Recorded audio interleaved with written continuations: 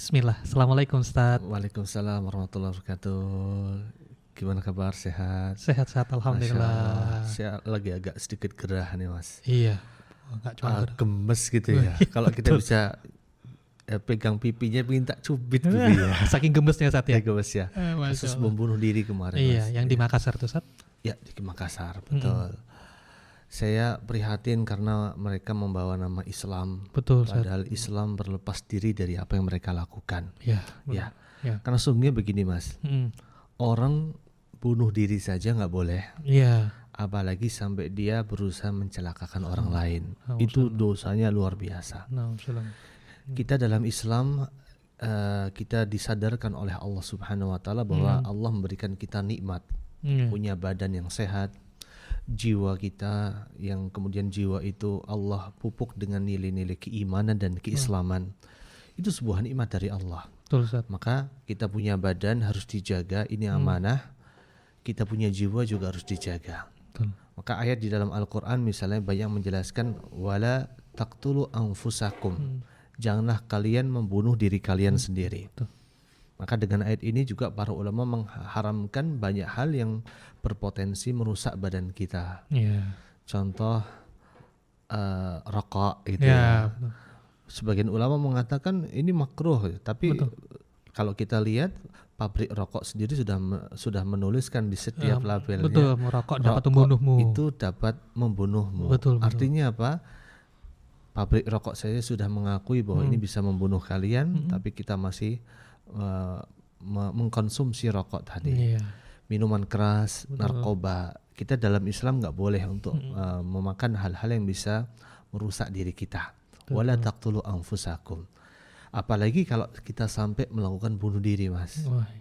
Karena orang kalau sudah bunuh diri, entah karena apapun alasannya, entah karena ditinggal pacar, Krisis ekonomi. entah karena belum bisa move on dengan mantannya, mantannya gitu ya, waduh.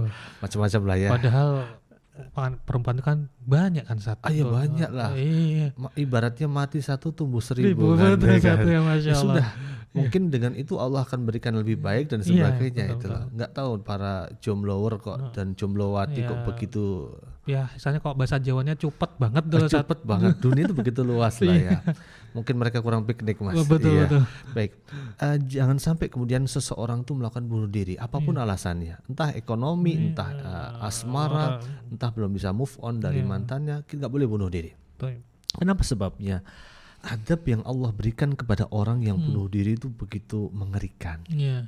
Yang pertama, orang yang bunuh diri itu dijanjikan oleh Allah masuk ke dalam neraka jahanam. Itu langsung saat.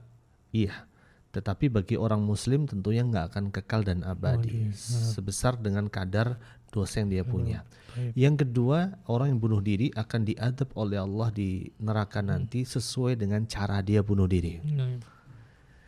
Sebagaimana Rasul SAW mengatakan, man qatala nafsahu fid dunya udziba bihi yaumal qiyamah. Barang siapa yang dia membunuh dirinya dengan satu cara tertentu di dunia, maka Allah akan mengadab dia dengan cara itu. Rasulullah kemudian memberikan contoh misalnya, man taradda min jabalin. Barang siapa yang dia bunuh diri dengan cara dia naik ke atas gunung lalu dia terjun bebas. Terjun bebas. Kalau zaman dulu naik ke atas gunung, zaman sekarang naik dari atap rumah ke gedung saat ya. gedung yang tinggi, lalu kemudian dia menjatuhkan dirinya, maka dia akan diadab oleh Allah, fahuwa fi nari jahannam yataradda bihi nafsa khalidan mukhalladan fiha. Maka dia di neraka jahanam, dia di neraka nanti akan disiksa oleh Allah dengan cara yang sama.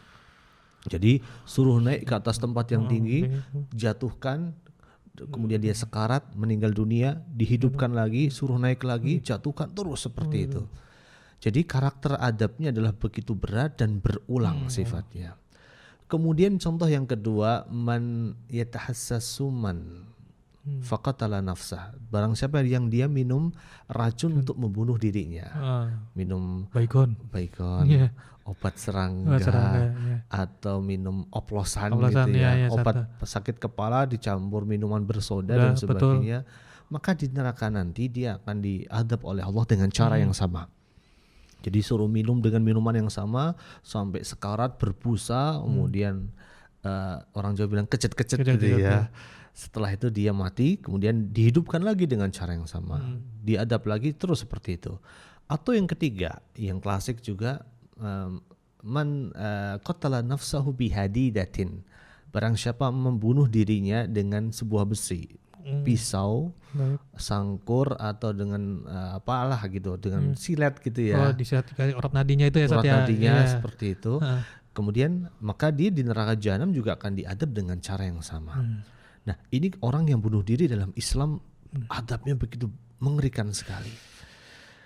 Kemudian kemarin kita hari Ahad dapat kasus, dengar berita yang lagi panas, lagi hot ya.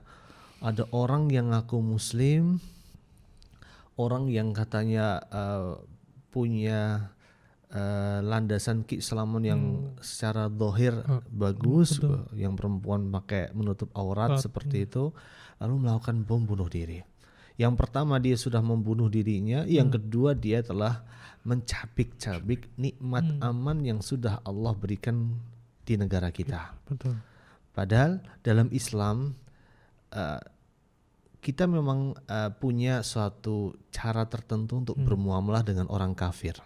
Tapi orang kafir itu berbeda-beda, Mas. Iya. Orang kafir secara umum ada dua golongan. Yang pertama ada orang kafir harbi.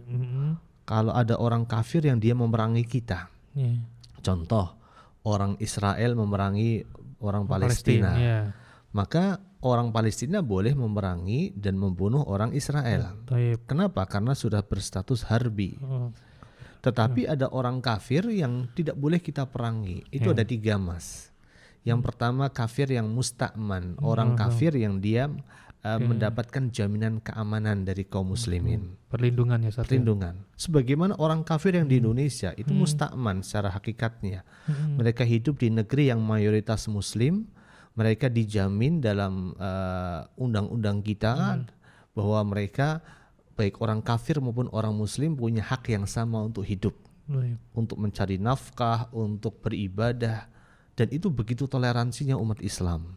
Jadi membiarkan orang kafir untuk tetap hidup di tengah-tengah kita tanpa pernah kita ganggu. Itulah indahnya toleransi. Lakum dinukum waliyadin. Untukmu agamamu, untukku agamaku. Nah, mereka musta'man. Mereka mendapatkan jaminan keamanan. Keamanan mereka dijamin dalam konstitusi undang-undang kita. Kemudian ada orang kafir yang disebut dengan mu'ahad, yaitu yang terlibat perjanjian damai. Contoh dalam peristiwa perang Hudaybiyah ya. Ketika mereka sepakat untuk menjamin perjanjian damai itu selama 10 tahun. Tidak saling berperang satu sama lain. Gak boleh kita lalu membunuh mereka. Kemudian ada orang kafir yang disebut dengan dhimmi, yaitu yang mereka membayar upeti, membayar jizyah, yang dibayar setiap tahun kepada kaum muslimin. Jadi kalau kita melihat di Indonesia ini, kita beragam-ragam aliran dan kepercayaan. Mereka adalah orang-orang yang bisa dikatakan orang yang kafir, karena dalam Al-Quran juga disebut kafir, Mas. Jadi kita sebenarnya jangan sampai antipati dengan kalimat itu. Tetapi yang harus kita dudukkan dengan proporsional adalah bagaimana kita mensikapi mereka. Karena dalam Islam mensikapi orang kafir itu adalah dengan cara yang sudah Allah tentukan. Gak boleh menyakiti mereka, gak boleh mengambil harta mereka, gak boleh juga bahkan membunuh mereka.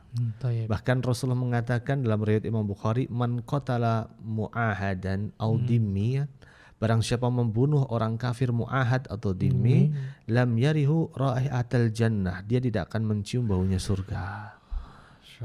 Barang siapa mengganggu mereka. Karena kenapa sebabnya? Ini terkait dengan harga diri umat Islam, komitmen mereka untuk ikut menciptakan kedamaian di tengah masyarakat. Kalau kemudian ada sekelompok orang yang mengaku berjuang atas nama Islam, mereka mengusik pemeluk agama lain, pada hakikatnya mereka sudah mencoreng nama Islam. Dengan kata-kata jihad gitu, Ustaz. Dengan kata-kata jihad. Jihad adalah syariat Islam yang paling agung, paling tinggi, pengorbanannya begitu besar. Orang berjihad mengorbankan harta, mengorbankan jiwa, mengorbankan nyawa. Itu orang jihad. Maka dikatakan ibadah yang paling tinggi. Tapi mereka salah dalam mengartikan jihad. Salah kaprah berarti. Salah kaprah. kita semua punya kewajiban untuk terus belajar. Belajar agar kita semakin paham. Oh, iya. Kita juga punya kewajiban menjelaskan kepada umat Islam bahwa Islam hadir di tengah muka bumi ini membawa kedamaian. Oh, iya. Kita bisa melihat ketika umat Islam berkuasa, maka Islam akan memberikan porsi yang sangat baik untuk terjadinya sebuah toleransi di tengah satu masyarakat. Kita bisa melihatlah berabad lamanya umat Islam menjadi penguasa di Eropa, di Andalusia, Spanyol. Berabad-abad lamanya umat Islam menjadi penguasa di bawah kekuasaan Turki Utsmani, dan terjadi suatu harmoni toleransi yang begitu indah. Beda kalau kemudian yang berkuasa adalah umat non Islam misalnya. Kita bisa melihat saudara kita di Amerika hari ini. Ada sentimen anti Asia. Banyak saudara kita di Amerika yang nggak ada salah, nggak apa-apa, tahu-tahu ditendang dari belakang, digebukin gara-gara dia orang Asia. Lihatlah bagaimana kalau kemudian sesuatu tidak dihiasi dengan bingkai Islam, maka akan rusak. Justru dengan Islam semua akan menjadi indah. Hanya peristiwa yang terjadi kayak kemarin tuh yang saya bilang pengen nyubit deh pipinya, gemes gitu ya. Kok seperti itu terulang terus? Hampir tiap tahun ada kasus kayak gitu. Ini pada hakikatnya adalah sesuatu yang harus kita luruskan. Karena sesungguhnya negeri kita sudah aman, Mas. Kita bisa bayangkan saudara kita di Yaman, saudara kita di Palestina, di Libya, di Suria, mereka tercabut nikmat aman atas diri mereka. Betul sekali, Ustaz. Maka dari itulah orang kalau sudah dikasih nikmat aman, Rasulullah mengatakan faka'annama hizzat lahud dunya. Sepertinya dunia itu sudah dimilikinya. Man asbaha minkum aminan fi sirbi. Barang siapa di antara kalian bangun di pagi hari dalam keadaan aman. Dan ketika kita punya rasa aman, kita bisa ibadah. Betul. Bisa sholat, Mas. Iya, ke masjid ya enak gitu loh. Bisa sholat ke masjid, bisa ngaji ke masjid. Betul. Kita sudah setahun ini diuji oleh Allah dengan hilangnya rasa aman itu. Betul. Kita mau pengajian takut corona. Betul. Kita di awal-awal wabah corona kita takut mau ke masjid. Betul. Semua serba takut. Maka dari itu Rasulullah Allah menyebutkan falyabudu rabb hadzal bait alladzi at'amahum min ju' wa amanahum min khauf. Maka sembahlah Allah yang sudah memberikan kalian makan dan menyelamatkan kalian dari rasa takut seperti itu. Karena kalau rasa takut itu sudah menyertai dalam lubuk hati kita, itu termasuk bagian dari musibah. Betul. Kalau kita punya uang tapi kita diliputi ketakutan, uang kita nggak ada artinya. Kalau kita punya makanan tapi kita takut, nggak ada artinya. Maka dalam Al-Quran Allah menyebutkan walanabluwannakum bisyai'in minal khawfi wal ju'i, dan Allah akan memberikan ujian kepada kalian dengan suatu rasa takut dan dengan sesuatu dari rasa lapar. Lihatlah di ayat itu Allah sebutkan takut dulu baru lapar. Orang kalau lapar tapi dia aman, dia masih tetap bisa hidup. Apapun makanan yang bisa dia dapat di halaman dia, daun singkong, kembang turi, betul. Terus kemudian ayam yang bisa bertelur gitu di halaman rumahnya, atau dia punya kolam dan ada ikan nilanya. Dia walaupun nggak punya uang, asal ada sesuatu yang bisa dimakan dan dia mendapatkan rasa aman, itu sebuah nikmat. Tapi ketika rasa aman itu sudah dicabut, punya uang banyak tapi nggak bisa kemana-mana, perang. Mau piknik kemana kira-kira? Nggak bisa. Betul.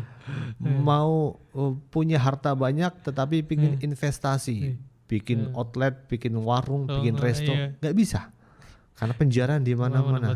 Kita bisa lihat kasus waktu kita masih kecil dulu, tahun 98. Betul, itu luar biasa. Penjara luar biasa. Saya walaupun masih kecil tapi saya bisa membayangkan ngerinya keadaan pada saat itu. Dan Ana sendiri saat tahun 98 itu Ana itu, ini sedikit cerita sih, mau ke tempatnya Eyang Kakung sama Yang Putri Rahimullah itu sama bapak itu sampai udah jangan dulu ke sana tuh lagi takut. Betul. Walaupun kita punya uang, walaupun kita punya mobil bagus, mobil enak gitu ya, untuk pergi kemana-mana, tapi kalau ada rasa takut, hilang semuanya. Maka Mas, kejadian kemarin pelajaran buat kita. Betul. Kita memang sebagai bangsa yang majemuk, beragam suku, adat istiadat, beragam aliran kepercayaan dan agama, kita punya kewajiban saling menjaga toleransi. Dalam Islam sudah jelas, Islam adalah agama yang paling toleran. Disebutkan lakum dinukum waliyadin, untukku agamaku, untukmu agamamu. Jadi kita silahkan beribadah sesuai dengan kepercayaan kita, jangan saling mengganggu satu sama lain, apalagi sampai menebar kebencian, apalagi sampai mengoyak-ngoyak rasa aman yang sudah Allah berikan pada diri kita. Jadi kita berdoa kepada Allah semoga kejadian kayak gini nggak berulang lagi. Amin, insyaallah. Masyarakat kita makin cerdas, kaum muslimin juga makin pintar.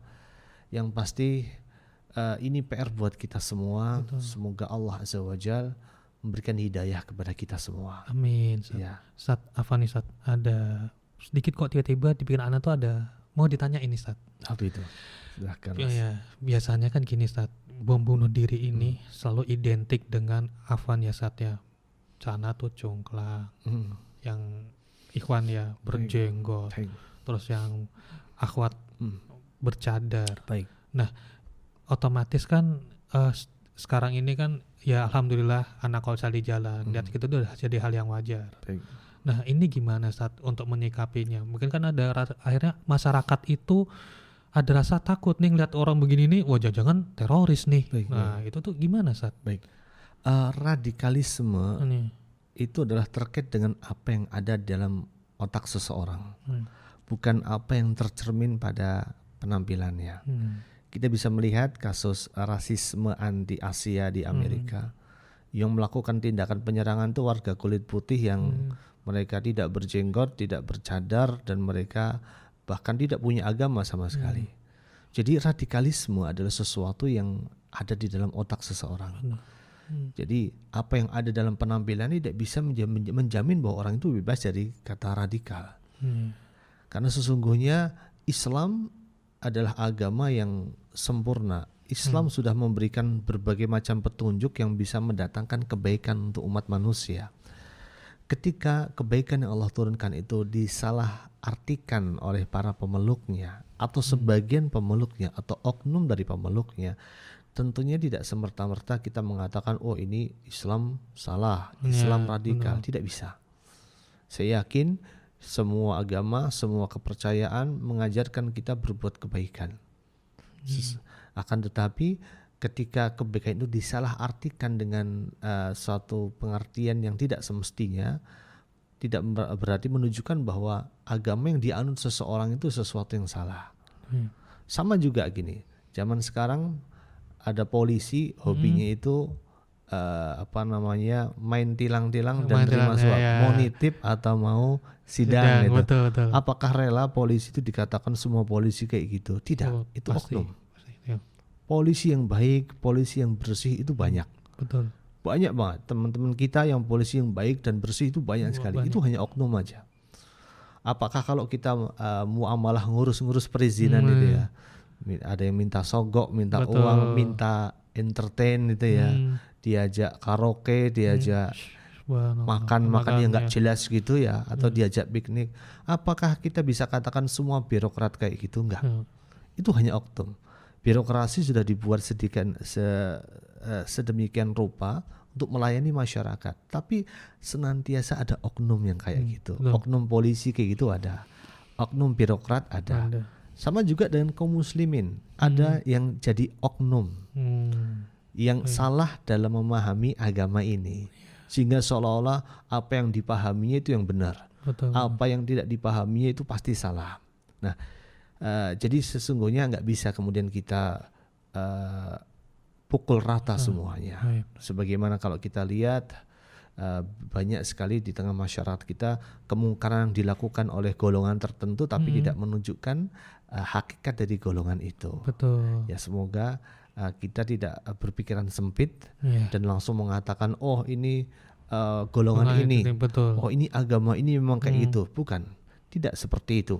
Karena sungguh bahwa Islam adalah agama yang penuh dengan kedamaian, dan itu hanya ulah segelintir dari oknum yang kurang ilmunya, yang salah dalam memahami agamanya. Tayyib, Ustaz. Ya semoga dengan adanya podcast ini bisa diberikan hidayah bagi orang Semoga oknum-oknumnya. ya, semoga yang masih punya pemikiran radikal gitu diberikan hidayah oleh Allah, Amin. diberikan jalan yang lurus agar mereka betul-betul kembali ke jalan yang benar. Amin, insyaallah. Ya, karena Islam datang sebagai rahmatan lil alamin dan tidak membenarkan adanya kasus bom bunuh diri. Betul. Dan dengan agama siapa mereka melakukan bom bunuh diri itu. Islam tidak pernah mengajarkan itu sama sekali. Tayyib. Masya Allah, Ustaz. Barakallahu fiik. Wa fiik barakallahu. Terima kasih banyak atas pertanyaannya, semoga bermanfaat. Amin. Insyaallah. Jazakallahu khairan, Ustaz. Waalaikumsalam. Segala nasihat-nasihatnya.